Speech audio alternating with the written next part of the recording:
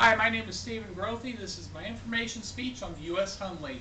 In my audience is my friend and neighbor Rob, my wife Christine, and my son Stephen, man on the camera. 8 men on a potential suicide mission died off the coast of North Carolina. The mission was a success with the enemy vessel, the USS Housatonic, sinking within minutes.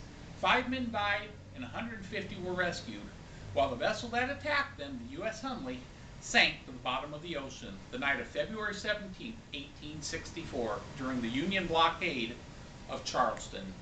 While the South may have lost the Civil War, the night the Hunley sank the Housatonic was a historical first, as the sub was successfully used in warfare. What happened over 150 years ago to the Confederate sub, the U.S. Hunley, has been a mystery that is finally being solved. After I came across an article on the internet many years ago of the raising of the Hunley from the ocean floor, the story has fascinated me. Through the years, I've read several articles on the sub and furthered my research through the internet. I would like to discuss 4 main points in this speech. First, I'd like to give you a little background on subs, the Hunley, in its first 2 missions. Second, a little background on the crew. Third, we need to find out what this mission was. And fourth, what are the questions that still burn? The U.S. Hunley was not the first submarine ever made, or even designed. According to the website Who Invented It, plans for an underwater boat go at least as far back as Leonardo da Vinci. But a Dutchman named Cornelius van Drebbel made the first boat that stayed underwater for nearly 3 hours with a crew. He is credited with the invention.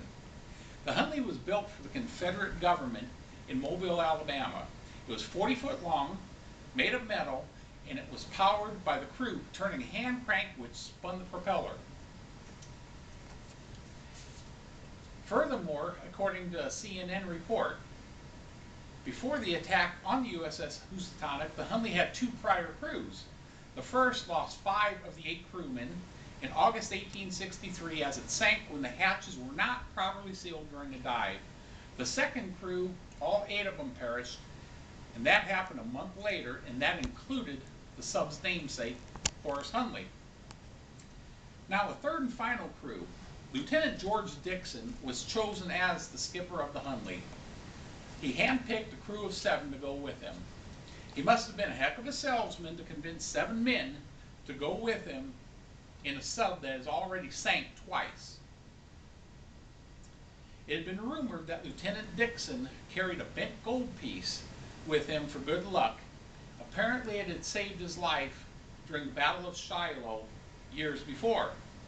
Now that we have the ship and the crew together, what exactly was the potential suicide mission? The Hunley was ordered to aid in the fight of the Union blockade off of the coast of Charleston.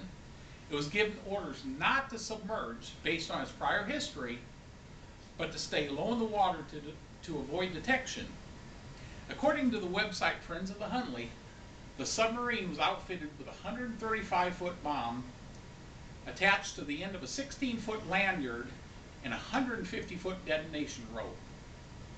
On February 17, 1864, the Hunley ran the Housatonic, planted the explosive, backed off, detonated by pulling the rope, and sank the Housatonic within 5 minutes. Of course, like I said, 150 lived out of the 155. But that was the last that the U.S. Hunley was ever seen. Although reports had come that there was a blue light seen out at sea, which was supposed to have signaled a successful mission. Being so long ago and no eyewitnesses left alive, of course, the questions stacked up and the mystery began. What happened to the Hunley after the charge detonated? Was the crew knocked unconscious during the blast? Did fire from the Housatonic penetrate the hull? In 1995, explorer Clive Cussler discovered the Hunley resting at the bottom of the ocean.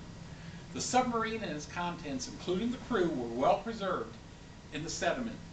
Plans were made, and in August of 2000, the Hunley was brought to the surface. It was placed in a 90,000-gallon freshwater tank.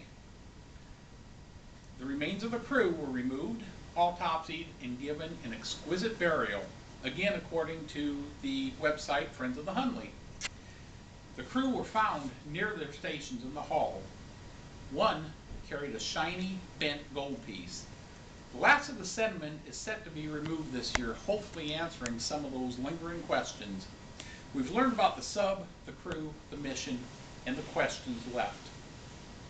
What happened over 150 years ago to the Confederate sub, the U.S. Hunley, has been a mystery that it is finally being solved.